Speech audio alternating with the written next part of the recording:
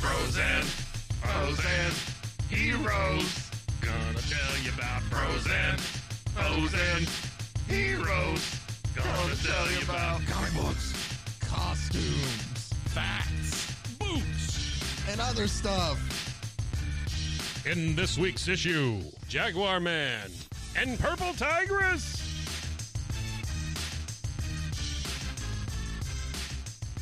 Welcome into Bros, Foes, and Heroes. I'm Zach, joined by the one who I asked him how to describe himself. Well, you asked me, like, what's my most cat-like quality? I did, and there's a reason why. Yeah. And I'm as in the dark it. as everyone else here. Actually, we'll save it. This is the ferocious one, Mr. Mike. Howdy. There, that kind of fits with it. Grr. What we have on today's show, and there's a reason why I asked you that, and I'll explain. Okay. We are going to do Wonder Woman Dead Earth, I promise. I have it. I just need to read it. Great. I just haven't had the time to sit down and read it all because it is a meteor. I need to process things in it. It's a more serious book.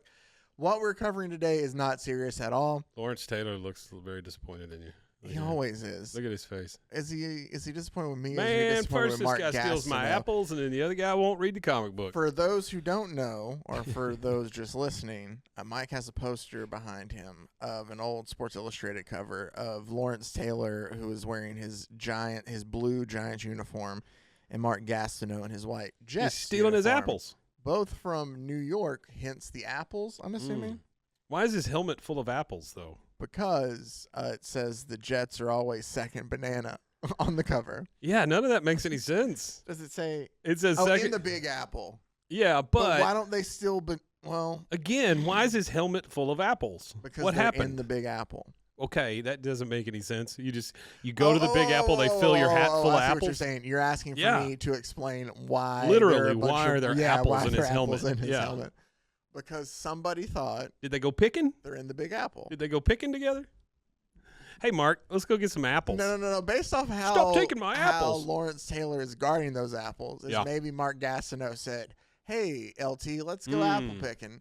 And they went there, and LT... He got all the apples. He actually picked apples, but it was hot, maybe. And he was putting in all the work. And Gastineau, hear me out, this is just a thought, just kind of kicked back. This is like an ant and grasshopper situation if we're talking about Aesop's Fables. And he just watched LT pick all those apples. So when they get back... Right? You still following? I'm following. All right. So when they get I don't back, think it's right, but I'm following. Gastineau's like, "Hey, LT, let me have one of those apples." And LT's like, "No, man, I picked these apples. You don't get any of these apples." I don't blame him. Yep. And so that's why, also... Stop taking my apples. He got there. The first thing that also pissed LT off, he's like, "All right, where's a bag for me to put my apples that I picked in?" And Gastineau said... Snowball type situation where just one thing happens and another thing, then another thing. Exactly. And he's like, "Oh, I thought you were supposed to bring the bags." And I can LT's tell you... like, "I've never been. Why would I bring the bags? I'll use my helmet." I can tell you right now. And so, hold on, just to put a bow in it. And so he's like, "No, you can't have any apples because I picked them all." Gastineau is still trying to sneak apples from LT. Something bad is about to happen in that picture. LT is about to beat Mark Gastineau's ass for right, his because apples that he told him not to take. He already has an apple that he's taking a bite out of, and as LT is looking at that half-eaten apple, he's sneaking around to grab another apple. He is. Which is just like a bitch move. That's really, that sucks. That is very much like you don't need to be greedy. Like, Mark Gastineau, explain yourself. There was already that uncomfortable video. This is where we talk about sports. Where you got a hold of Brett Favre? Yeah. That was weird to see. Anyway. Waiting for my sack. This is Bros, Foes, and Heroes, a comic book podcast where we sometimes talk about sports. Hey, one of those. Here's something completely different. Look, I'm not going to tell you the name of this magazine because it is local. The Lady Loves. But do you see these ladies on here? Yeah. These are the kind of okay, and again for our audio listeners, these are the kind of magazines that I can't. So it makes what can't these you about three ladies? I love how we open with rants. Okay. These three ladies. Do you know them personally? Doing? They're playing tennis. No, they're not. What are they doing? They just got done. Here, let me put Zoom. I just have you in small. You think they just got through with their tennis games? No, they're getting ready to practice tennis. Okay, so you don't think they've played tennis yet? No, they're there just talking, getting ready to start playing tennis. That's what I think. Okay. I think that's okay. Now this title makes more sense because the title of the cover says "The Lady Loves," but they're referring to a score in tennis. As you look at the picture, there are two girls who are talking to each other. And there's one girl who seems like she has no idea where she's at. She is just right? kind of staring she's just off like, it, so you know, Sarah. Sarah does that. I mean, Sarah's okay. So I'm gonna. If you've seen Mean Girls, it's Amanda Siegfried's character. Pretty much, in Mean Girls out of the three. Yeah, pretty much. Just staring off. So Karen, I think was her name. My issue with this is that it's not like real life, right? I mean, nobody's ever been in this situation where you're just standing there. Were you talking before you practice tennis? And there's some third over there just staring off into space. No, I'm usually that third. You're the third. Third staring off into space. You're the third lady in the skirt staring off into space. Yeah, I'm the third. Okay. That third is going to get me, but I am the person staring off into space. Yeah. Well, I don't know. I hate this staged kind of crap like this. It's so. I get that. Kitschy It seems like overly. Dumb. Yeah. You know what I was gonna? Okay. Well, I won't say it. Never mind. You know what I just realized? I was gonna say this one girl, like. Yeah. She looks like. Did you put Batman up when you came in here? Did I what? Did you put Batman up when you came in here? Yeah. Oh, okay. Okay. Never mind. I got excited for a second. This one girl just kind of looks like. We're not okay. Okay, I'm sorry. Go ahead. I was gonna say she looks like the slut of the group. We're a comic book podcast. She looked. I didn't even hear it. Yeah, you should. Maybe I should just. No, you shouldn't listen to that. Yeah, don't listen to that. It'll go when I go back and try to make shorts out of this. It'll be something. She looks like the one that they're just like, yeah, have Sarah go do it. Have Sarah go do it. Like she's just the goober in the group. The other two are like, well, again, like I think she showed up with like golf clubs, and they're like, no, we're playing. Yes, tennis I can absolutely see that. Right? She goes, where is this? She looks at him and goes, is this pickleball? They're like, no, Sarah. I told him we only wanted to play the back nine, and no, I said I had to rent a racket. She said, I don't play back nines. I only play front nines. I'm only saying that because she does just kind of look, and I can't really see from where Mike's holding it, but she looks like she's staring just straight off into space while everything else is going on. Well, and the other the other thing I'm going to say about this is, and I have to really cover up the name. The other thing I'm going to say about this is those two are almost holding hands. The two. Hear me out. The goofy one and the. Hear me out. One. No, I don't want to say that. And they have a shopping cart full of balls. Well, yeah, that always happens. But yet there's a bunch of them on the ground too. It's not. It's just when you start picking, when you pick at this scab, it really starts to bleed. Is all I'm saying. Why are you that's the thing is this is like okay. I don't know. Did you grab this publication for free? It was already on the table when I came in here. Right. So you didn't even have to pay for this. No, I didn't have to pay. Nobody pays for it. The cover of this just eat at you this much. Yeah, it kind of eats at me. I'm sorry. Let's woo-saw a bit. Oh man. It back in. Now, if you go inside, it gets worse. They're serving up a win. Can I get a quote? Can that be the T-shirt this time? If it just says, "Oof, if you go inside, it gets worse." This says, "Serving up a win for friendship." Come on, a match made in motherhood. Nothing on that said they were mothers. Hold on. So those are kids now on the. No, they're mothers. Oh, so there's all moms. You know what they're doing? What? They're scoring pals, not points. That's what it says.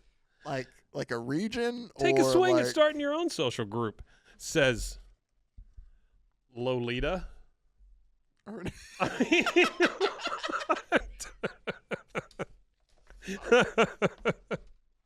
She's got the heart sunglasses and the whole thing. This is okay. Let me get going because this is a part okay. That Let's is go. Just Comic completely books. Alienating the audio audience. I'm sorry, audio audience. Oh, the 10 of you that we have, we apologize. So I was going to get by the into way, Wonder Woman. By the way, when you create your new social group, yeah. Here's a quote. Okay. It can be anything. It doesn't have to be tennis. Okay. Thanks, lady. Hey, can we start a club? Yeah. Any club? Yeah. Anything but it can be anything. It doesn't have to be No, tennis. It has to be tennis, sorry. Oh, okay. What if we don't like tennis or else? I don't like tennis. So get out. What we do have instead of what I've read to be a really good, and we're gonna get to Wonder Woman because I want to cover some Wonder Woman. I've been reading a lot on. I don't know if it's like when your phone just happens to pick up and show you things that you hear, or it's just the Reddit pages I'm a part of. but a lot of people talking about, hey, what are some good Wonder Woman stories? So I kind of want to focus on that throughout the year. It's not like we're going to have a Wonder Woman month, or maybe we should. I don't know. Anyway, we're going to get to Dead Earth here very soon, but I wanted some more ridiculousness and some more silliness. Very similar to the Mad Hatter from last week, Mike. We're going to cover 2 characters, right? The Mad Hatter was on the TV in there the other day. Mm-hmm. And one of the kids that works here walked up. The video one or just the audio one? I think it was just the audio one. Okay. But it was up on the screen, right, because we just leave stuff playing in the lobby. And I had to explain to them why this person had a hat on their suit. And I was like, I don't know. We don't know. He just does. Well, what does he do? He doesn't have any powers. No, nothing hat specific whatsoever. Yeah, that's a bad but superhero. It was funny. Oh, it was funny. Yeah, absolutely. You were very obsessed with the fact that he was wearing what seemed to be a diaper. I love the a fact fur diaper too. I love the fact that he doesn't have to be tennis. He doesn't have to be tennis. There you go. Pulled it all together seamlessly. See that? Be hats. Do you want to start a club about hats? No. Start a club about hats. Just tennis hats. Coming up on Wednesday. Let me get one more quick plug in before we get into today's. Are there very tennis specific hats? No, they're just like tennis hats, like baseball hats, like this, but for tennis. Yeah. I love how I looked up, like instead I kind of pointed like this, like I'm a bobblehead, like this, but for tennis. What was I gonna say? Oh, Wednesday! Don't forget this Wednesday. Check out another World's Finest Wednesday. We have a great issue of Superman's pal Jimmy Olsen, where he has to collect the tears from people, and he has to make Superman cry. Yeah, that one's good. So make sure to check that out. I laughed pretty hard. I don't remember what about. It was great. That's the thing is like sometimes with the lack of sleep and things, like I forget fully what we talk about. Like I remember in jest, but I do remember hard to laughing believe very hard. that It's a good episode. It's just hard to believe at one point they wanted you to take that seriously. I don't think they wanted you to take it well. Well, they were making it for children's. You know what, Mike? Sometimes I read those things and it makes me think they were like, hey, Zach and Mike, can you guys just write this comic book for us? 50 years in the future. Could you take care of this for us? And we're like, sure. Like, I would love to now for like DC or Marvel or hell, even Dark Horse or thanks Ghost of Boom Comics Past or IDW or I'm trying to Dynamite. Any comic book publisher. Yeah, that magazine. Any publisher to call us up and be like, hey, you guys now run this. Can you give us like a 16-page story every month? You're telling me you wouldn't want to do that where they'd let us have, like, what if we got to do World's Finest? They would never do this. But what if, like, we got to do World's Finest? You'd get to draw Superman and Batman. Would you be down for that? Oh, absolutely, sure. And we would also get to work together on writing stories, and we could have them do the dumb stories like what we cover of where they had to, like, switch cities and battle crimes to see who could host the Electronics Expo. The Electronics Expo.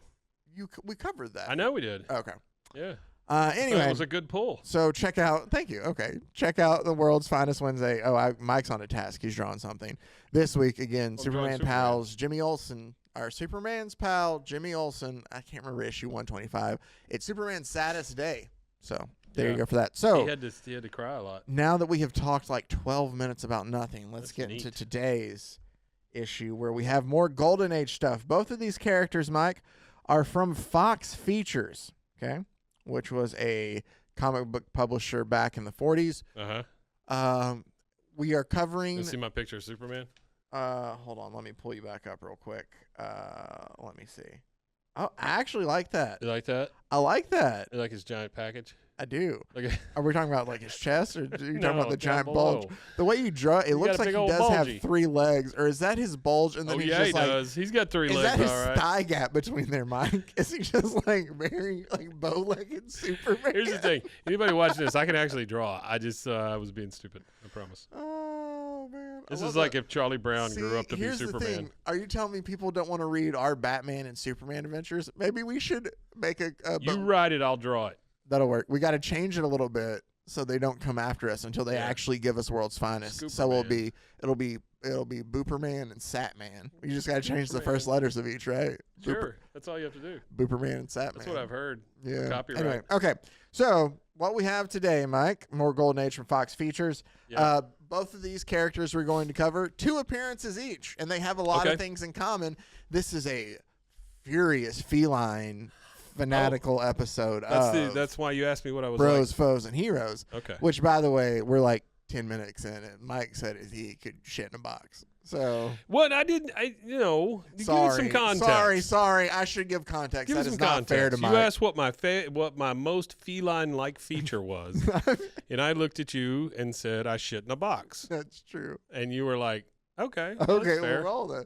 Now that you know what it's for, but I guess that's right. The way I said it. You don't just start off with Mike shits in a box. I mean that's true. The way I said it, it was like you were trying to be like, oh, a cat can do that. I can do that too. I mean, like, I don't care.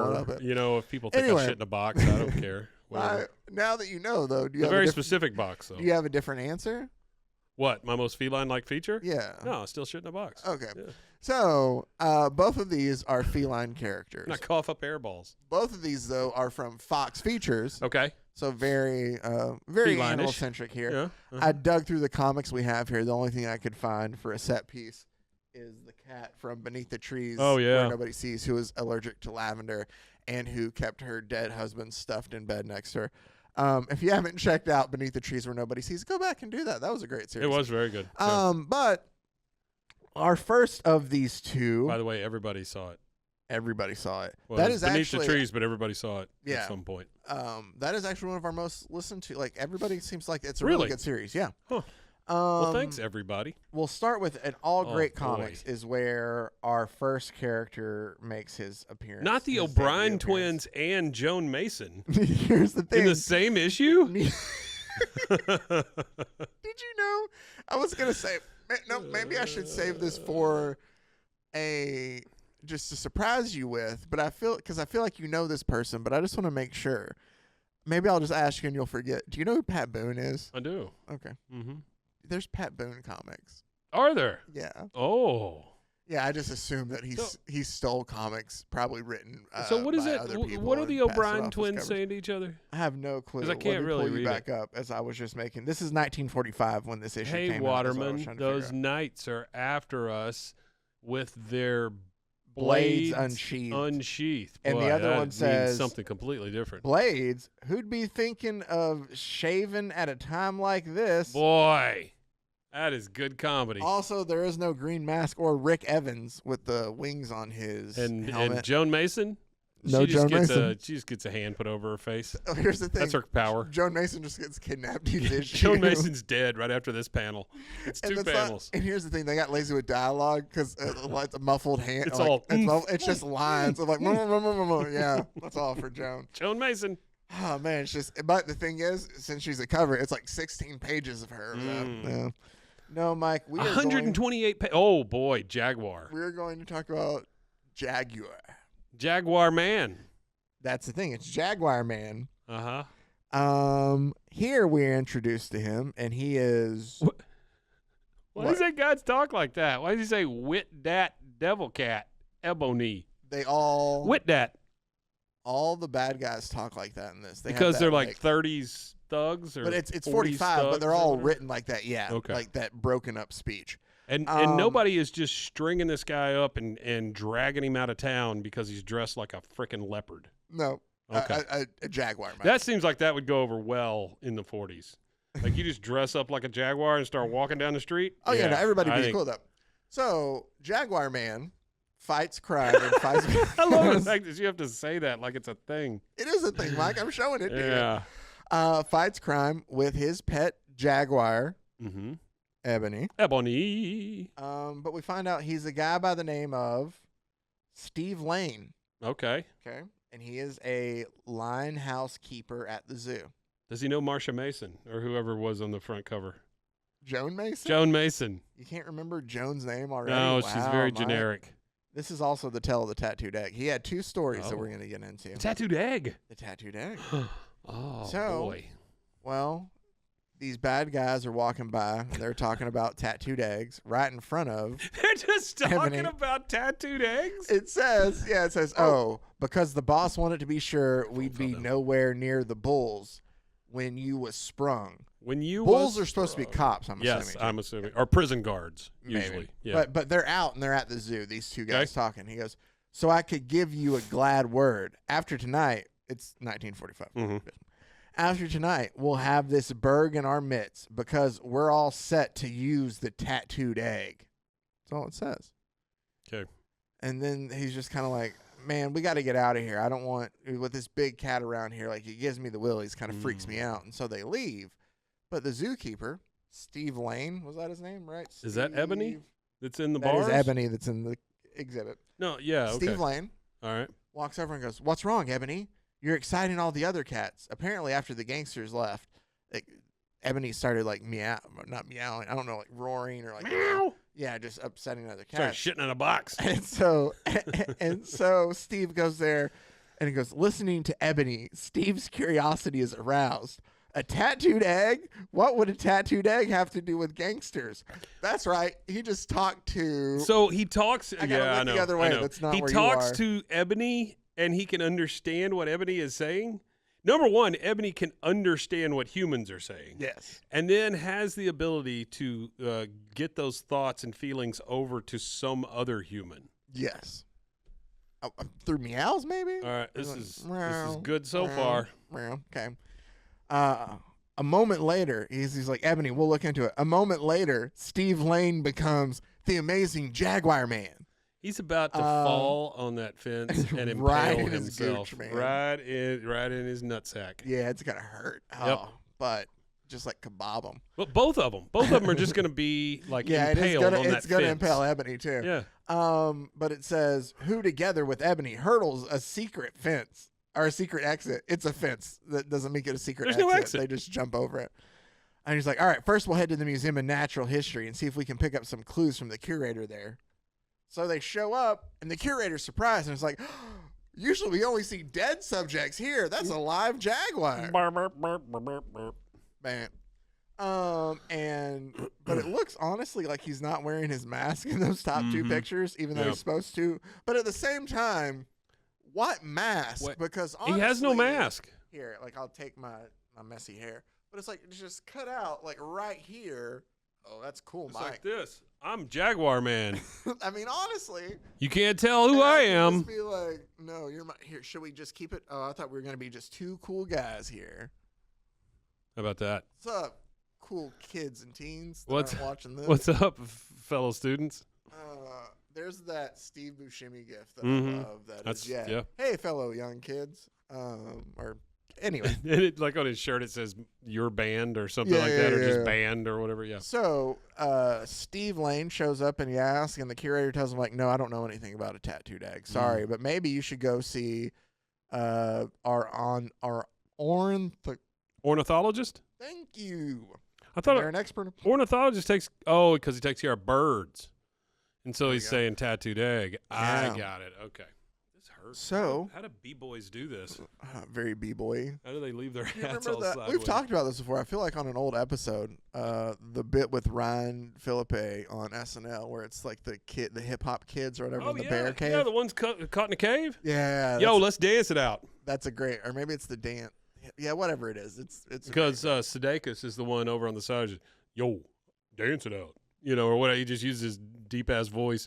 He's basically a teenage version of himself on What's Up With That, which is one of my favorite bits. Yeah, where he's just smoking and in a jog suit. And he comes in and does like the Running Man randomly. Yeah, he just does it the whole time. Man. So I'm just gonna point at you and you say the bird expert name. Okay. So the ornithologist doesn't know anything about any tattooed eggs either. But I do love when they show up. They're like, or when Jaguar Man and Ebony show up, the scientist goes, "This is the first time the birds haven't flown away when a human approached." Oh. So they fly away from you too? Do you have to chase them down each morning to study them? Well, it's not great to have a whole bunch of birds flying around with a full-size jaguar. Oh, I'm sorry. When a human approached during feeding time, they must feel you are a friend. That's right. The birds can tell that Jaguar Man is a friend. Birds and jaguars get along famously. Well, here's another shirt idea. Hear me out. Picture of Jaguar Man, and it just says Jaguar Man, friend to all birds. Man, we are gonna make T-shirts that only we would wear, but I think that's totally fine. That's wonderful. So then, when he can't think of anything, who else am I gonna go visit? That's the stupidest suit I've ever seen, by the way. It is very stupid. That is possibly. I really thought Mad Hatter was the dumbest thing I'd seen because of the hat. But It's like a one piece too.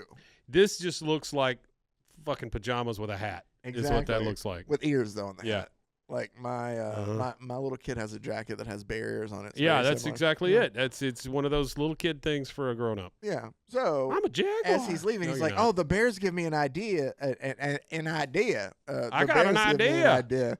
I'm You a ever- Jaguar you with an know idea. people- No, I'm pulling into Mike territory where I'm getting distracted by everything. I need to try to keep this Okay, straight. I'm sorry. No, it's not your fault. It's me. I'll be the straight one. I was this about time. to ask you, do you have anybody calls them ideals? I have heard that there are certain phrases that You do know somebody. I'll have to tell you off air. once I hear them, Yeah. I immediately judge them based on that word. Well, Well, is that one of them? My wife gets mad whenever I correct her on certain words. And I don't mean to be a dick about it. I love words, and I love the way Fair enough. I get that. different pronunciations can mean different things. I love ornithology. I mean, Well, that's why I point at you to say all the big tough words, Mike. sure. Okay. Because I know how much you love them. Mesothelioma. That's something to do with lung disease, right? And I think you get it when you eat too much asbestos. Oh, I think that's what it is. you eat it. Yeah. Remember when we Only eat a covered? small amount. Remember when we covered asbestos, man? Yeah, that was a early long time on. ago. Yeah, that was Are way we over getting, in are we Washington. getting I close? think. Is this going to be? This is year 4, right? We're Is about it? to be. I think so. Wow. Okay. We got to do something this summer. You guys though, have a man. shitload of catalog to listen to. I can tell you that. That's true. Like it's 160 something. Maybe a little less. 140 something. There's some times we had to run some reruns some weeks and we take Yeah, some but weeks off. big deal. But there's Sue a us. good long. Yeah. You could, if you're bored at work and you don't find us boring, Yes, if there's you like the stuff you could sound of go- our dulcet tones. and Mike telling us what he's upset about this week. It's the ramblings of Mike. I'm and we upset about randomly, something all the time. And Hey, Zach can I will tell you what randomly happened to talk me? about comics. Can I tell you what happened to me this morning? Yeah, we I'm were getting sorry. off on Jaguar. I know.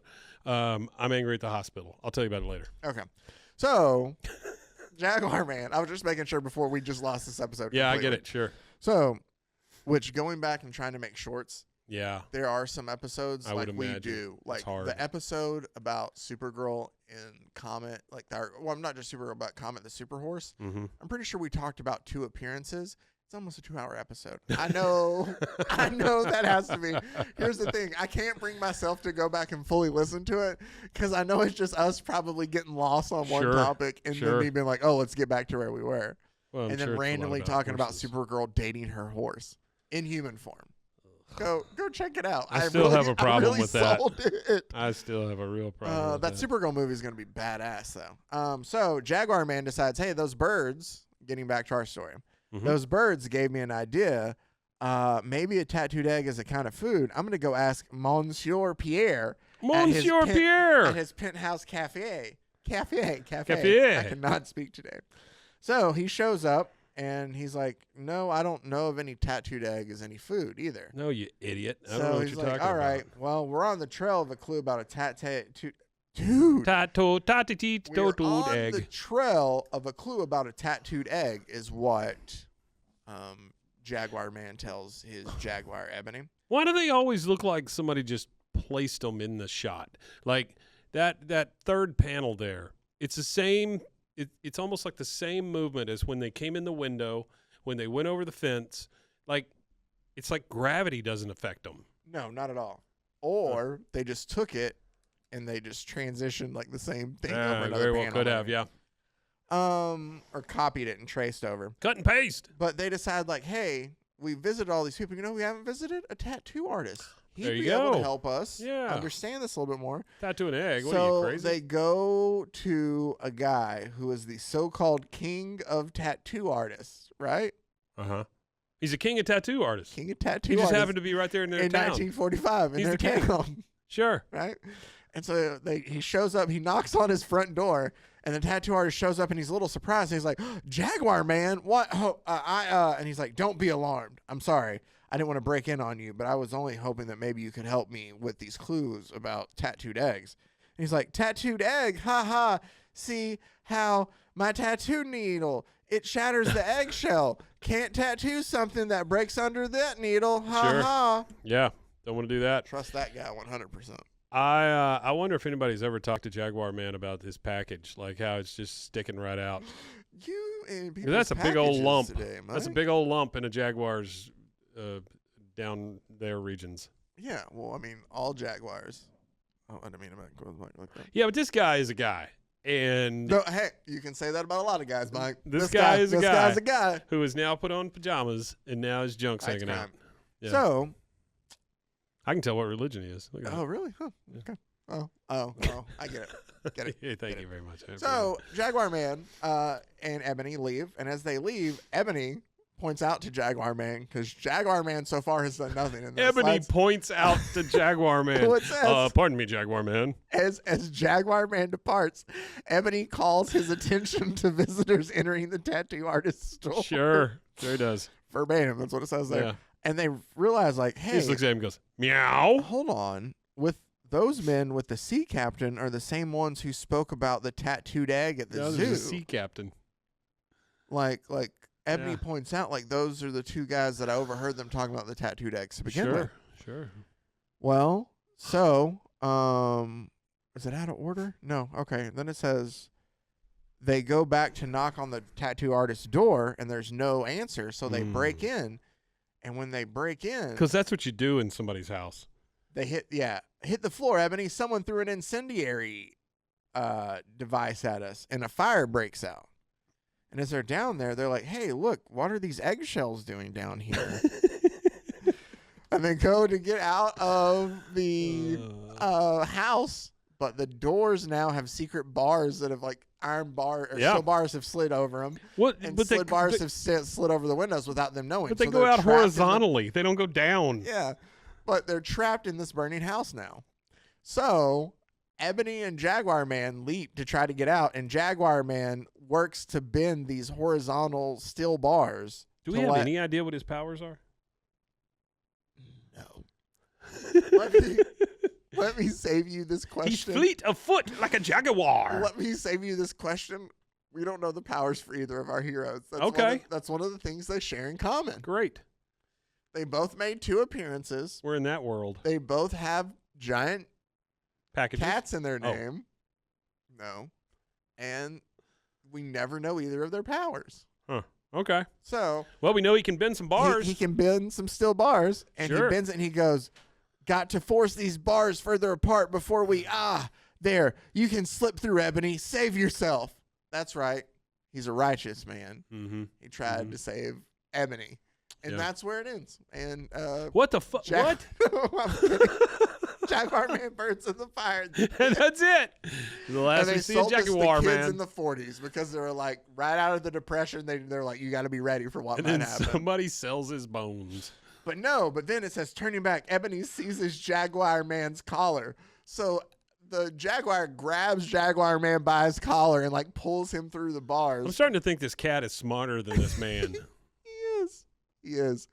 And Jaguar Man goes, don't scold me, Ebony. I knew you'd get me out. Don't scold me.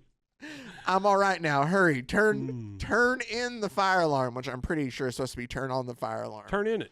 Because they realize now at the bottom, I guess the tattoo artist shop was at the bottom of this tenement house.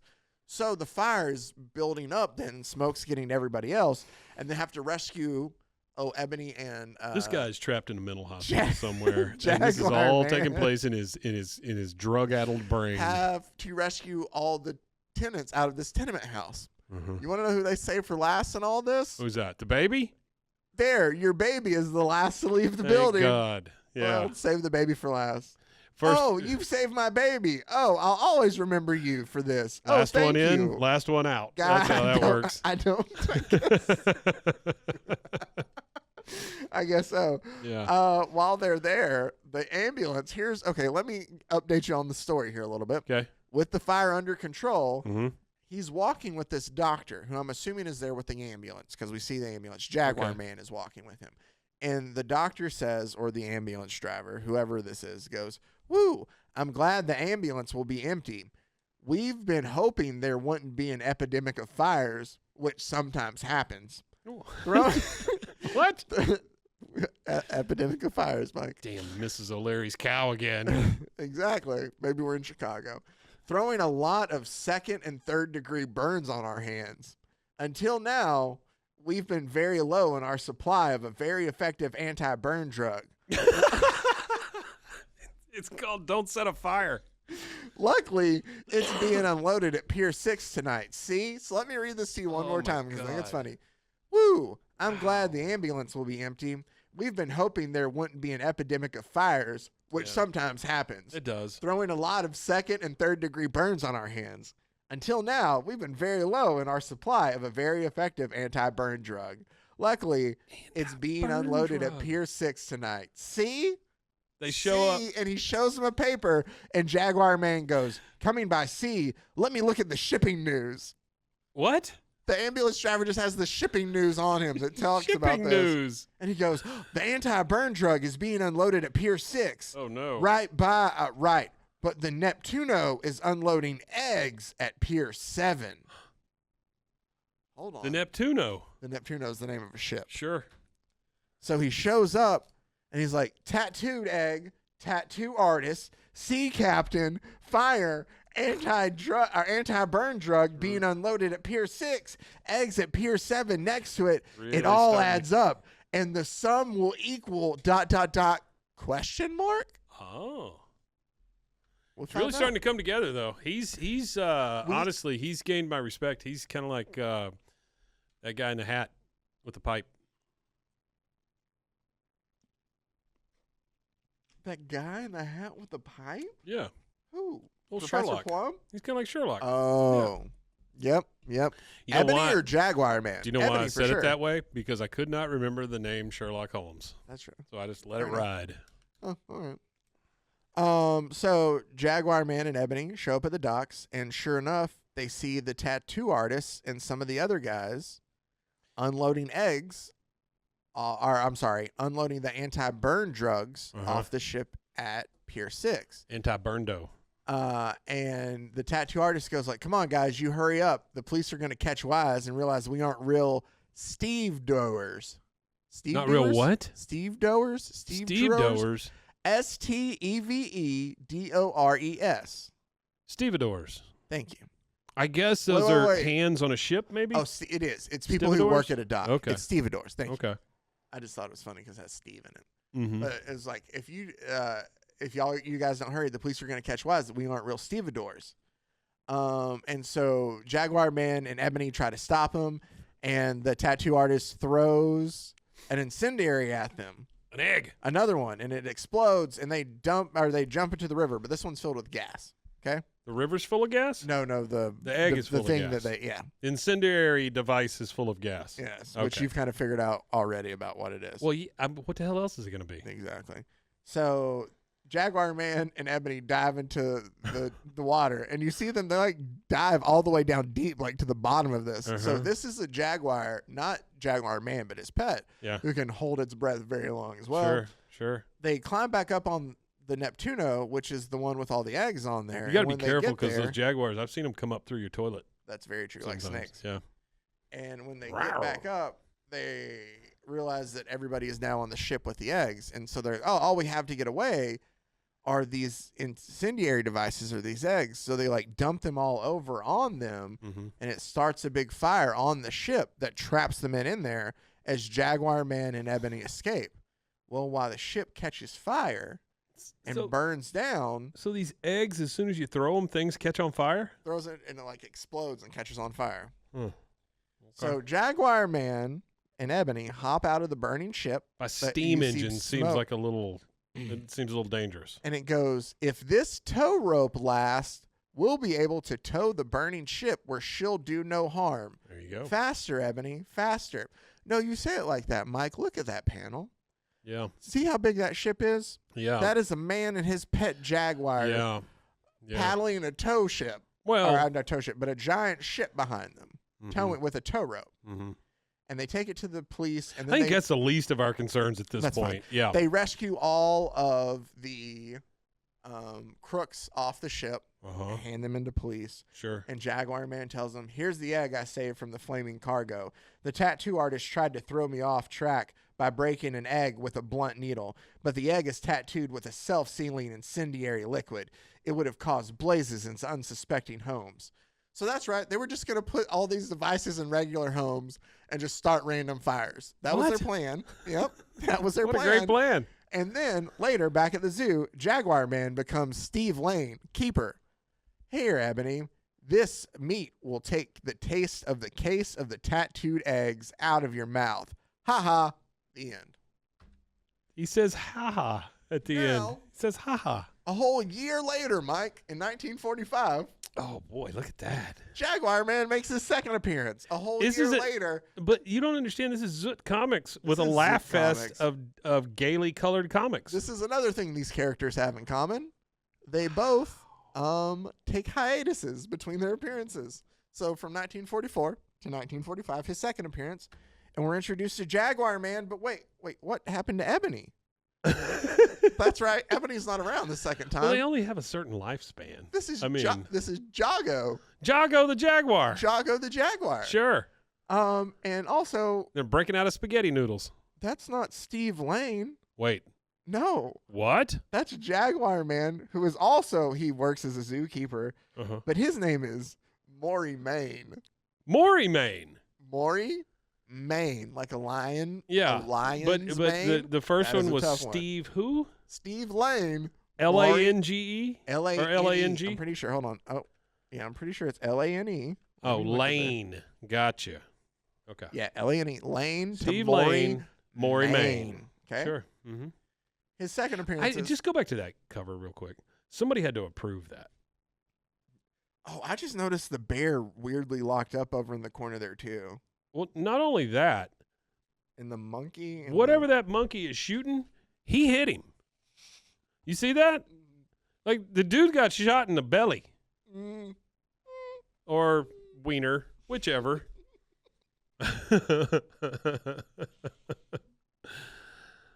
Wow, everybody is just chained up. Or wiener, whichever. Belly or wiener, whichever. Yeah. I do love that it does have the X over the eyes. Here like to the yuck old your school yums. Yeah. cartoons there. Anyway, so Maury Main, Murray Main. M-U-R-R-A-Y, Maury Main, who is now our zookeeper, who is Jaguar Man. God, what a terrible name. Is talking to Jago, and he goes, look, Jago, they've started already, but we're not going to let them get away with it. And they're looking at the paper together, and what is it? A scientist warns against misuse of atomic radium stolen from her laboratory, begs criminals to think of humanity and return invaluable loot. And they did it again, Mike. You talked about it last week, and I immediately thought about it when I read it, how the headline is off. Yeah, it doesn't fit. No. So somebody peed on the newspaper. Look at it. It's all wet. We see the zoo, and he's like, all right, well, never mind. Maybe later we can help recover that stolen atomic radium, but I got to go do zoo stuff, Jago. Yeah, I'll see you later. So Maury leaves, and got to go clean the penguin cage. The two visitors come in, and they're two of the crooks that stole the atomic radium because, of course, they're going to come to the zoo. At least they don't look like crooks. Yeah. And they're like, no one can see us, Sliver. It's Sliver and Turtle are the two crooks. Which one do you think's Turtle, Mike? I think it might be the shorter one. It is the shorter one. But they decide. Well, it looks suspiciously like a turtle. They decide, you know what we're going to do? We'll ditch the atomic radium in the Jaguar exhibit, and we'll come back after the zoo's closed, and we'll get it back. Wow. Right? Okay. So. I like how it's just glowing in his hand. So Sliver just grabs it and just pitches it through the bars into the cave that's in the Jaguar exhibit. Sure. To which Turtle tells him, like, yeah, you should be pitching for the big leagues, right? He thinks he's that impressive. And he goes, we'll come back and pick up the radium and sell it to the highest bidder. What do we care for humanity? Ha ha. Like, screw humanity. Humanity, who cares? Humanity, humanity. Well, he is a turtle. The criminals are unaware of the scrutiny of piercing eyes which follow them. The scrutiny of a Jaguar stares, Mike. A moment later, a blood-chilling call echoes through the zoo. Ho woo! Hoo woo! Thank you. That's a lot better. Woo! Hey, that Jaguar looks like some middle school kid drew it. And immediately, Murray's like, oh, what's wrong with Jago? Uh-oh. Sounds like she's dying or he's dying. Jago's got the runs. Yeah, and so he runs over there. Murray does. And he's like, what is it, Jago? Why do you want me to go inside the cave? Oh, someone threw something inside the cave? I'll be right in. Jesus Christ. So since we don't have connection, hear me out. Mm-hmm. I don't know if it's the suit or somehow like some magic amulet. This is the 40s. Think of like, what's that Billy Zane movie that they remade that they actually had comics and pulps of? Yeah, The Phantom from the 40s. So they were really big into like that kind of stuff. Which I actually kind of liked. I thought it was a good movie. I do too. It's good. It's got all fake commercials and stuff in it. None of the products are real, which is cool. Hear me out. We should do watch-alongs at some point in time. Yeah, I like it. Like we should just watch, and we'll show us. Like we won't show the movie, and so you can put it on, like watch with us, or maybe you can just download the audio, and like we can watch the movie together. Then I don't know. That could be dumb. Yeah, I like it. Anyway, but we do like comic book movies like that because I really want to rewatch that again, but I want to watch it with somebody. So I don't know. It was a good. I remember going to see it in theater, and I thought it was really good. Okay. And then nothing ever happened, and Billy Zane went insane. Yeah. No. That was a movie, Mike. That's the Titanic. That's not really Billy Zane. Do you know at one point Billy Zane was over in like Afghanistan making movies for the government over there? Really? I think it's Afghanistan. It was one of those kind of places. Huh. You know, it was very much or North Korea or somewhere he was making movies. Like he would take any acting job that came along. Yeah. Well, I kind of get that. I enjoyed him on Community. Let's go ahead. What was he on Community? He played himself. He worked for Subway. Oh, that's right. Yeah. So Murray Main goes in and checks and sees, there is radium in there. And he's like, this must be this stolen atomic radium. He's like, I'll call Dr. Topaz because it's a blue circle. Then we'll, wait for the crooks. So they call the doctor, but he dresses as Jaguar Man before they call the doctor.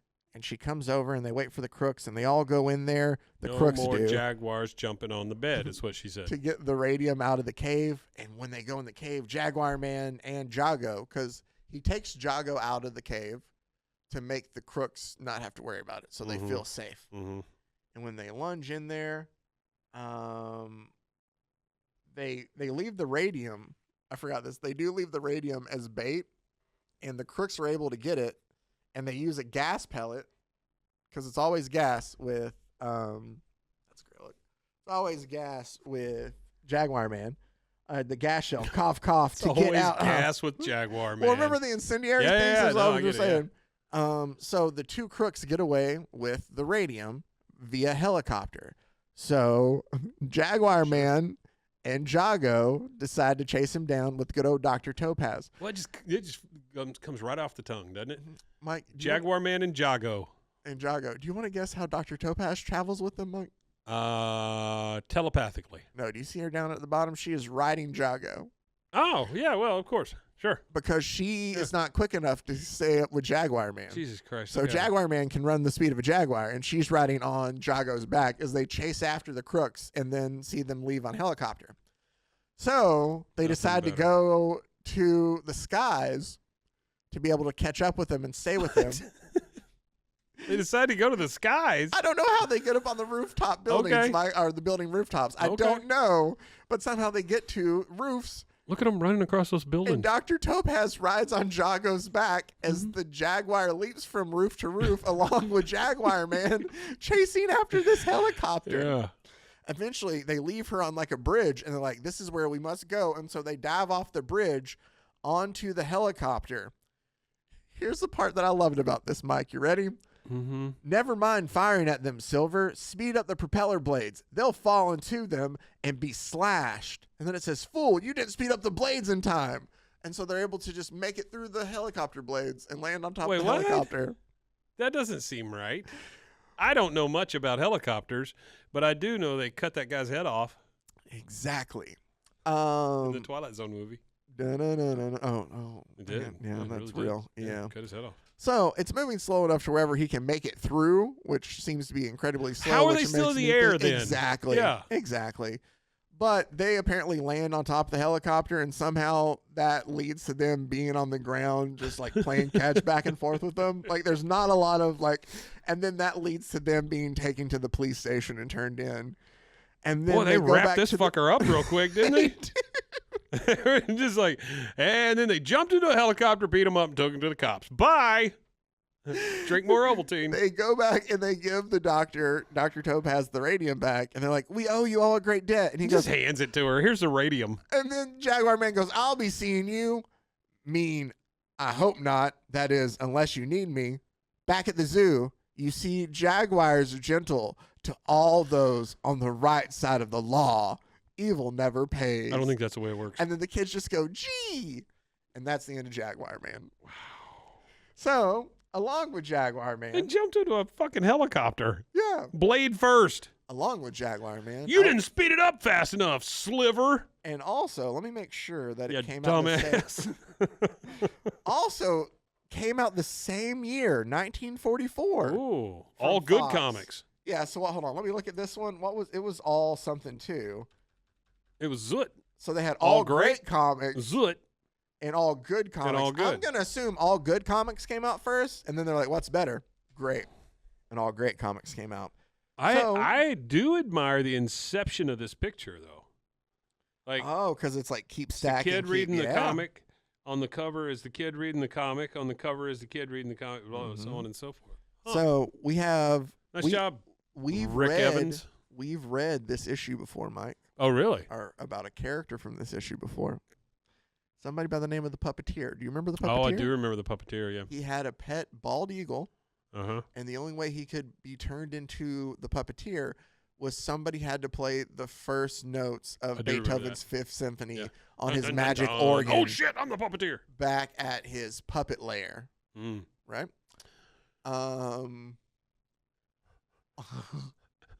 So somebody had to go play and then he turned into the Puppeteer. What does that say? Pussy Catnip at the bottom? Yeah, we've also talked about her. Okay. And you kind of also had a similar reaction. Pussy Catnip. It's very much kind of like we're going to tiptoe the line, but it's still a kid's book. It's very more sexy about name. just the name. Very sexy name. Pussy Catnip. Problem is she still shits in a box. Exactly. But you know who doesn't? Who's that? The Purple Tigress. Oh, no. No, I've never seen her take a shit in a box. So our first issue in All Good Comics is very easy. It's who is the Purple Tigress, which is really good to know. Origin story. Sure. Right? Yeah. A whole city is piqued by this question of who she is. You know, which city? We don't know that. Okay. Also, by Betty Brown.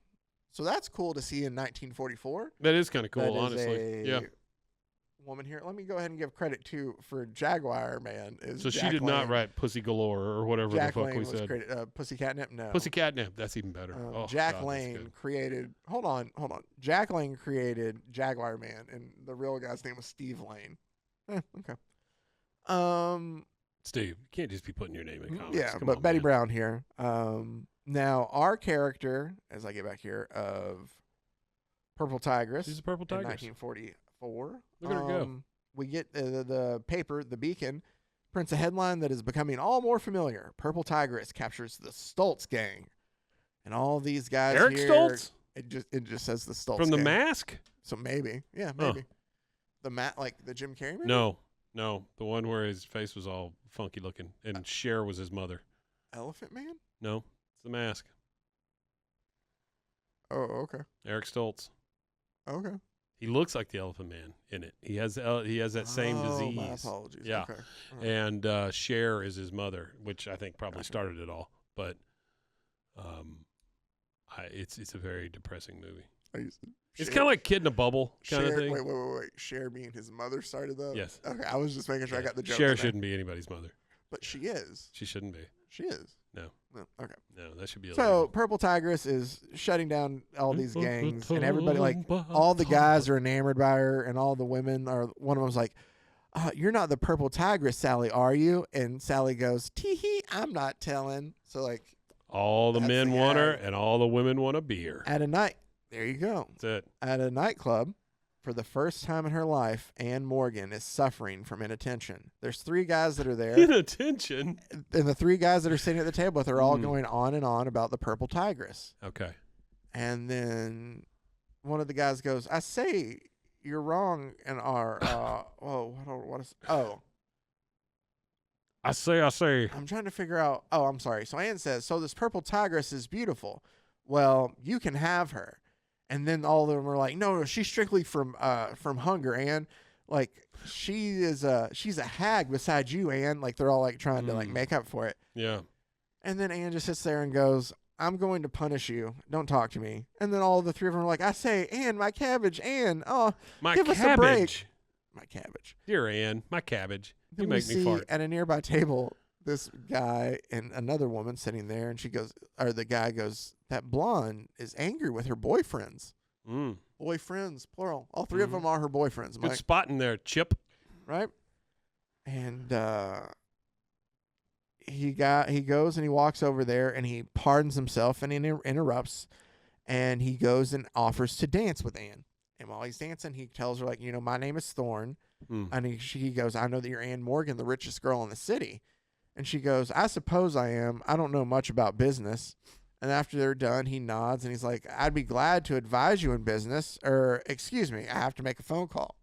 And Thorne... Excuse me, I have to take a shit. This guy... in a box. Do you know anything about that? And he goes and he leaves. And as he leaves, Anne notices that the woman he was at the table with, like, follows him. Mm-hmm. And she kind of follows over to listen in on the conversation. And the woman goes, that blonde that you've been dancing with isn't hard to take, is she? And Thorne says, it's business. I have plans. She's rich. There's a fortune in this if we play it right, Stella. And Stella, then the girl says, go to it. She's the dumbest looking dame I ever saw. So Anne says, you'll pay for that crack, sister. Oh, no. Thorne basically just tells him, I'm going to get Anne to invite us to a party, some rich home. You follow me with the gang, and then we'll go in and, like, clean it out. Sure. So she's like, all right, it'll be a pleasure to pluck the feathers of that chicken. So Thorne goes back and joins the table of Anne and her three boyfriends, and they talk about this party. The Allsteins, are throwing this party. Let's all go. So they all go to this party. Very progressive for the 40s. It is very progressive. Yeah. And they go outside, and they're all going to take a smoke before they go in. Sure. And Anne notices, like, a light off in the distance, and she thinks that must be a sign that the gang's here then, that they're ready. Yeah. So they all go inside, and as Thorne walks in to make his introduction, he's like, what a pleasure, as he's, like, introduced to Miss Allstein here, because he's captivated by the jewelry that she has around Yeah, I don't her think it's neck. what he's staring at. Or her boobs. He's drawn like he's I think he's staring right at her boobs. Yep. You could do that in the 40s. You could just literally bend down and just look right at them like that. Yeah. Nice to meet you, ma'am. Yeah. There and wouldn't they would be be like, anything. my eyes are up here, and he was like, yeah, it's the 40s though. If they said there was any sort of made them feel bad or whatever, the cops would just take the women to jail. Yeah, years later, we're going to talk about a time we wish things would go back to the way we were. And we're talking about this right here, where we could just do what we wanted to, like just stare at your boobs while we talk to you. Mm-hmm. Why, hello there, the both of you. What a pleasure to meet you. And you. Anyway, so Anne notices that Thorne has a habit of like leaving. By the way, hang on. I feel like we need a disclaimer there. Yeah. Neither of us feel this way. No. We don't want to just introduce ourselves to people's boobs. No. I want people to understand that we were joking. Maybe it was a terrible time in society when men could just come in and introduce themselves to women's boobs. It's the same thing with why we cover these Superman's girlfriend Lois Lane. Is not because it's like it is so awfully written. It's not about Lois as a character herself as much as just the dumb stories that middle-aged men thought, hey, this is what would be funny.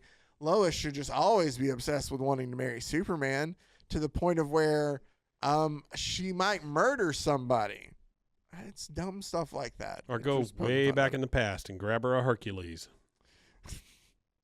That was last week. What was it? Golly, hot dog, rock and roll. Golly, hot dog, rock and roll. Yep. That's it. Anyway, so she notices the gangs there. See, I keep going off on these tangents, and it's going to make... Golly, so she notices the gangs there, and they kind of go in the back to try to clean out this place. And when she notices when they sneak in, and she turns the lights off. This is very weird, because usually we get a panel of this, but the people who drew Purple Tigress wanted you to know. You see her in the red dress? Maybe you're like, how did she change so quickly? Oh, she pulled the dress over her head because you wanted to see there's her pulling the lights and then her just getting dressed, but it's her just pulling the dress over her head. What I don't understand is then her appearing as the Purple Tigress. Yeah, it's the spotlight is what's throwing me off. That's like just she went for over us. there to do the whole thing, to do the change in the secret or whatever, but there's like a big ass spotlight. Do you not think they're like, hi, I'm here? And they're like, who's this woman in the red dress? And she's like, one moment. And she's like, just changing in front of them. Probably. They're like, oh, Purple Tigress. Which again, no change to her face whatsoever. So if anybody sees Purple Tigress, yeah, I think she'd be better off just leaving. I guess that's something they have in common too. I think she'd be better off just leaving the dress over her head. Maybe. And fight crime that way. Uh-huh. So she punches out the bad guys. She swings on the curtains. The end. It is essentially. She swings on the curtains to use to kick them at one point in time. She uses it to get out of their way, and they do the thing where they run into each other and hit noggins. Yeah. Then she rips the curtains and throws it at them, and then she goes, "The men ought to be able to hold them now." And she goes outside. Or no, I'm sorry. So Stella, the woman, who's the only one left of the gang, realizes she hears all this noise coming from inside, so she should go in there and see what's up. And as soon as she walks in, Purple Tigress punches her straight in the face, and she goes, "Ha, dumbest dame you ever saw." Her 3 boyfriends show up, and they're enamored. Not her, but like Ann's 3 boyfriends show up, and they're enamored with the Purple Tigress. And they can't realize that the woman that they date or that they're enamored with is the same woman, just in a purple tiger striped bikini with a cape, and not the woman that they were fawning over with the red dress. These are 3 dumb men. You know, there's nothing that makes you fight crime better than if you remove anything from your midriff. Mm-hmm. You know, I mean, because bullets can't penetrate that. Pants just get in the way. The only person who's been able to figure it out is Wonder Woman. It's true. It's true. Everybody else, not so much. And she's Amazonian, so there's that. She needs the. We don't know where this woman came from. No, we don't. We just know she's the richest gal in the city. In the city. When she said that the men could hold them, by the way, she honestly meant them. She makes all 3 of them sit on the curtains that are holding the guys underneath it to keep the cops ready. And then the cops come back. And she gave one of them a black eye, though. They arrest the bad guys, and they're all just like, "I say, Ann, that Bladder Thorn is a crook. You see, Ann, you should stick to the one who loves you," because one of them's French. And then the other guy goes, "That's us." And then Ann just goes, "Oh, that terrible man. I'll never see him again." As the cops take her away, and that's the end of that. That's great. The end of the first episode. That was good. So remember how I told you we got this last appearance of Purple Tigress? How I told you. And she appeared in JoJo Congo King comics. JoJo Congo King. That one of the things they had in common was that there was a time disparity between them. Yeah. It was just 1 year between Jaguar Man's appearance, 44 and 45. That makes sense. So she appeared in 1944. She appears again in JoJo comic or Congo King issue 7A. Don't know if there was a 7B. It's a variant. I didn't look. It might be. Yeah. With that, I will say that the armor on the elephant is actually kind of cool. But 1947, 3 years later, Mike. Look at her go. She changed costumes. She's fighting the devil. No, that's the Flasher, Mike. Excuse me? The Flasher. Why is he attacking Jesus? That's a no, that's Mary Magdalene. Sorry. The Purple Tigress, who wears a yellow costume now. Snazzy new outfit though. Look at her. It's tiger colors and a purple cape. There you go. But again, no explanation as to her powers. No explanation as to where she came from. No origin story to be had. Nope. And you're not going to get one on this one either. Great. So, I do love at the end of this speech bubble that starts it off here because it's it's telling you about the Flasher, whose nimble wit and daring make him flash across the horizon like a brilliant meteor of evil. The result is inevitable when the powerful personality of the Purple Tigress his junk at you. That's what's inevitable. Clashes with the evil genius of the Flasher. Only one can survive. Who will it be? Before you guess, meet the Flasher. Hi, I'm the Flasher. Before you guess, look down here. Yeah. It says far below the city streets in the catacombs of look closer. Of a long forgotten abandoned sewer. The Flasher. A long forgotten abandoned sewer. The Flasher. Nice. The Flasher lives in the sewer. And that is what the Flasher looks like, Mike. Oh, boy, look at him. So he looks like a ventriloquist dummy. He talks about how everybody, he talks about how his face is known to the police of every continent. Every continent? Every continent. Boy, he gets around. But this time, I'm going to let everybody see my face. They will never suspect the truth. She's still got 3 boyfriends, huh? She still has 3 boyfriends 3 years later. So that's actually kind of of nice. Yeah. It's kind of nice that they're able to make it work. Yeah. Well, either that or she's paying them. I mean, she is the richest gal in the city. Yeah, but they always talk about how pretty she is. The other thing is they don't say which city. So it could be New York City, or it could be Gatesville. Hear me out. What if it's like, there's only like 10 people in the city? That's what I'm saying. She's the richest one in the city because she can buy 2 hamburgers or something. Something stupid like that. Yeah. You know what? We went with her to the Dairy Queen the other day, and she bought a second hamburger. She didn't even touch it. No. Said she was gonna save it later for dinner. She gave it to a dog. Oh, I guess that would be rich. You know how they put the little curly Q on? I was making her be frugal. Never mind. You know how they put the little curly Q on top of the cone? She made them do 2. Yeah. They said, "Ma'am, that's gonna cost extra." She just nodded. Didn't even let him finish to know that was gonna be extra. Don't care. She goes, "While you're at it, and I know it's gonna be extra, add some more strawberry if you do." And she just flipped a dime at him. Yeah. And keep the change. Keep change, you little paper-haired hat weirdo. That dog got a whole ass steak finger basket. Wait, it was a hamburger and then it became a steak finger basket. Well, the dog wasn't satiated enough after the hamburger. I would like to a steak finger basket. Send out my thoughts and prayers. Are we prayers. talking about Dairy Queen? I do want to send out my thoughts and prayers to all the Dairy Queens that have closed. It's just in the last month or too. So. You and I have seen the demise of many, many Dairy Queens. Yeah, but it's not a regional or even a state thing. It's just a local. It's thing. that company, right? It's that company. It's the franchisee that owns it. Yeah, so it's a lot. The guy got all pissed off and said, "Well, you just keep your Dairy Queens." Yeah, basically. Do you remember the DQ Kid? Was that like a sandwich? Nope. It was little cartoon characters. No. Well, the DQ dude.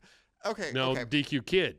Let's talk about this. This is going to be a longer episode. I love how I talked about that Supergirl episode being so long, that we got on tangents, and that's exactly what this just gave us an idea. I'm just going to add, you know how the tagline for Dairy Queen is DQ, that's what I like about Texas. Yeah. And it's not even a freaking Texas company. Yeah. Oh, really? It's from Minnesota, man. Oh, I didn't know that. Yeah, it's based out of Minnesota. No, it's just the Dairy Queen Texases got together and decided, like, hey, we're going to do special branding for our Dairy Queens. That's what I like about Texas. And they have menu items that you can only get here in Texas that you can't get at other Dairy Queens. So, nope, do not know that guy. That's the DQ Kid. Okay, he looks cool. I had a little plush stuffy that you I had a plush stuffy. I had the little rubber people, that had the wire in them where you the can Noids. It's like make them do whatever. Yeah, kind of like almost like a Noid. There was a Noid like that also. Yeah. There was a whole group of them. Like he had a cartoon horse, and he had. I think the girl's name was like Polly. It was that kind of thing. And then it was a bad guy. Name, Mike? The horse's name? Yeah. It was Twisty. I don't know. Wow. I have no idea what his horse's name was. If you want DQ Dude, you can only get in Texas. It's a terrible joke, but I always tell my wife that I'm feeling like I want a hot dude in my mouth. Yeah. Yeah. With mustard. That ruins it. Nobody puts mustard on their dick anymore. Anymore. That was such an 80s thing to do. See, there he is. Look at the little rubbery one. Look at him go. Oh, man. Yeah. All right, so let me go ahead. Hang on. See? There they all are. There's a little group. It's such a blurry little picture. Yeah, I know. All right. Hey, the Googles for the DQ Look up Dude DQ and Kid. his family are going to go up by 2. 1970s Dairy Queen DQ Kid Bendy Bendable. There you go. So the Flasher's going to decide to pull a heist without hiding his Flasher. face, and instead he's going to dress up in this devil outfit. Okay. As he creeps out of the sewer. Oh, so he doesn't normally dress in a devil outfit. No. Okay. We don't know why. And he's coming out of the sewer. And then, no, not Ann anymore. Still Morgan. Now Anita Morgan. She decided to change her name. He's also on a lonely street. He is on a lonely street. With his weird-ass face. Yeah. But Anita Morgan, now with her 3 boyfriends. It was what before? Ann? Now it's Anita? It's Anita. Yeah. They're all fighting amongst each other, making fun of one another, and she tells them to be quiet.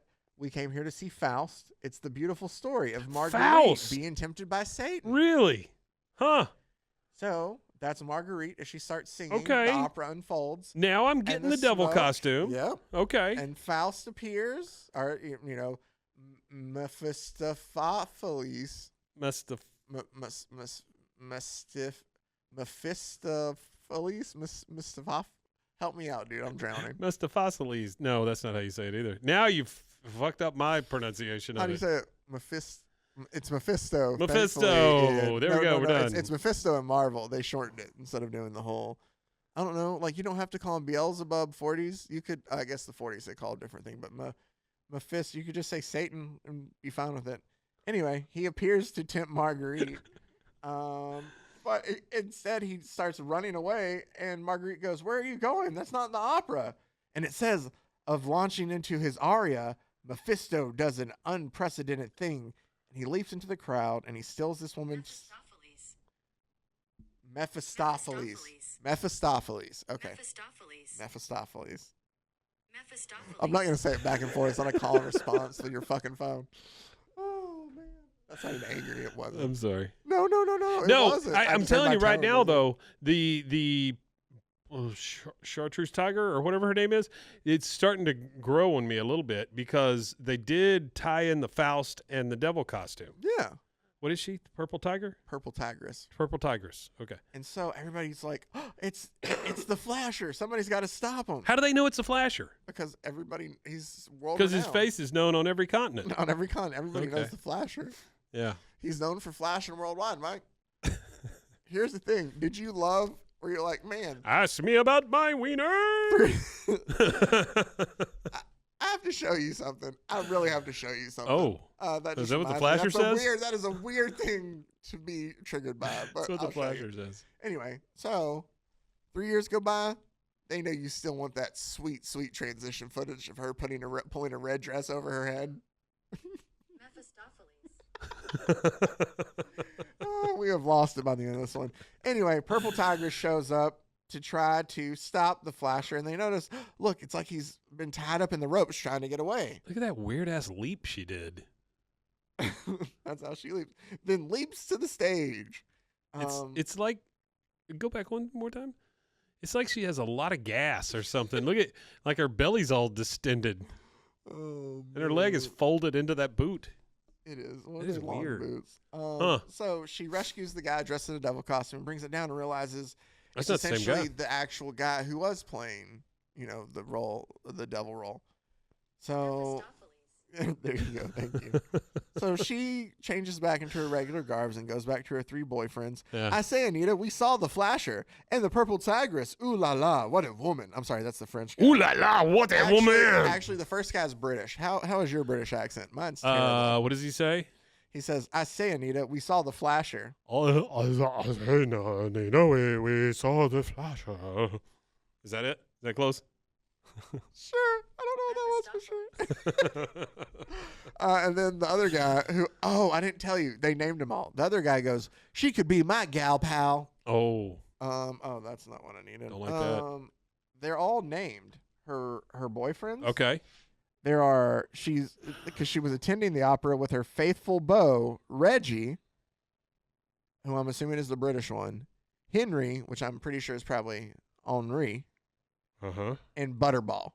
Butterball is fantastic. Boy, there's nothing like fat shaming. That's good stuff, isn't it? And Anita doesn't want to hear about Purple Tigress.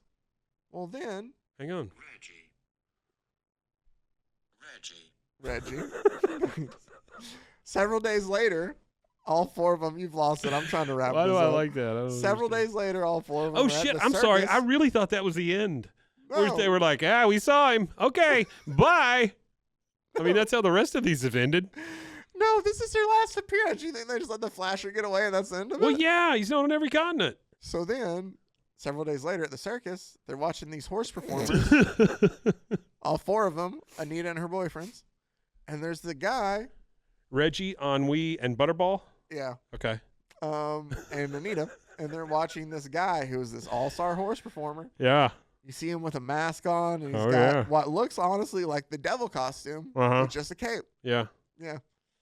And the guy who's riding on back, like he's standing on this horse as it goes by, leaps off the horse into the crowd, and his domino mask falls off. And this woman goes, the Flasher! Oh, I'm going to faint! Which is kind of actually the Flasher! an appropriate I'm reaction going to faint! That's how I assume yeah. she talks. And he goes, it's all right with me. All I want is your pearls. Yeah, pearls. But I'm the Flasher. The Purple Tigress is there. We've already given you the one shot of her pulling a red dress over her head when I'm to give it to you. Yeah, you can't do that twice. So she just hops Comics in. code. Yeah, exactly. And and the flashing, the Purple Tigress, she's trying to stop me. And so he goes and he like whips the horses into a frenzy and sends them after the Purple Tigress to get away. What is wrong with that horse's tail? They all stampede towards the Purple Tigress. I don't know. And he's able to get away. And they get back home. And Anne's like, guys, I'm sorry. Can you leave me alone? I have some thinking to do.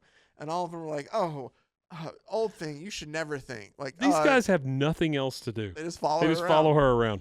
Yeah. And they're just like, oh, you know, you shouldn't have to be thinking about anything. Our pretty little, I don't know, Lily. I don't know what they call her. But they're like, Yeah. And eventually they leave, and she's like, I can't tell them what I was going to think about, but I need to figure out what to do about the flasher. So she goes up to her Let me get in this fainting chair and figure out what I can do about the flasher. And she fake faints to think about the flasher, and then it hits her. She's going to put on a fashion show. I don't know that I could have come up with a better plan. Right? And so, and she's going to perform at the fashion show, so she can be there and ready for it. So they put on this fake fashion show, and her and the boys show up. And she's watching from the curtains as it all goes down, and she doesn't suspect anything. But she's like, this audience is really rich. There's enough people here to be able to tempt it. Oh, man, look at those actors out there. I don't know. Nothing's going to happen. Oh, well, I guess at least the money's going to charity. That's it. Yeah.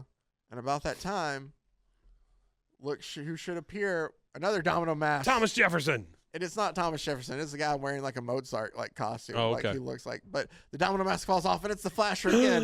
And he just starts like, like supermarket sweep grabbing stuff off the counter, off the shelves as he's taking necklaces and jewelry and everything. Yes, but the Purple Tigress is there, and she goes to chase after him. Pose, look at her. And he does the same thing again. Remember how he whipped the horses into a frenzy and pushed them away? This time whips the women into shape. He just pushes all the women in front of her, and he runs away. She got your diamonds. Go get them. And he runs outside with all the jewels, and he takes a bicycle from a telegram guy and tells him, like, hey, if you ever deliver a telegram to me, I'll give you a tip then. Ha ha ha. Hey. And the Flasher takes the bike. I'm the Flasher. And he's too fast for Purple Tigress. But don't worry. She's a doll with a carriage. Nope. And she steals a carriage. Nope. We don't know what happens to the baby. Don't know where the kid is. Don't know where they got it from. Probably just sets it on the ground and leaves it there. And she hops in the carriage, feet first, leaning forward, hanging on to the handles. And she catches up and leaps from the carriage to tackle the Flasher on his bicycle and turns him into the cops that way. And then the next day, here's I've got a little piece of trivia for you. Okay. Do you know that's where the original idea for the Segway came from? Oh, no, right there. Yeah, from the Purple Tigress. The Purple Tigress jumping into a baby carriage. The next day, all three of her boyfriends are sitting there reading about the Purple Tigress, bragging about how great she is. And then we see Anita just sitting there fainting on her her bed. You can have her. If you ever catch up with her. The end. Did she get him? Yeah, she caught him after jumping from the baby carriage and then took him to the cops, and that's the end of it. I'm telling you, they're very loosely wrapped up. Once the cops show up, everything's over in these stories. So there you go, Mike. I figured it would be a fantastic feline duo of characters from the Golden Age for you, from Fox Features. Not enough F's in there. Catching a little feline AIDS over here or something from all those stories. And we'll have Wonder Woman Dead Earth coming up here soon. You ever seen feline AIDS where those cats' teeth fall out? No, that's sad. That's a real thing. Like all their teeth fall out. I know, that's sad. I know. I didn't say it was good. Oh, I didn't say yay feline AIDS. I haven't seen it, but okay. I'll show you some pictures. Thanks. Thanks, I appreciate that. I will not. Anyway, that has been this week's episode of Bros, Foes, and Heroes. As always, we can't thank you guys enough for taking the time out to watch, to listen, to comment, to anything and everything you do with this. We appreciate it so much. Thank you guys so much. Also, there's the picture of Superman that Mike drew earlier. Here he comes. Let me try to Mike's height here. He flew off. Also, make sure to check out all the other great family of podcasts on the Rogue Media Network family of podcasts. RogueMediaNetwork.com. I got it out there somehow. And until next time, stay safe, everybody. Hey, it's the Flasher. Golly gone. Frozen heroes. Gonna tell you about frozen heroes. Gonna tell you about.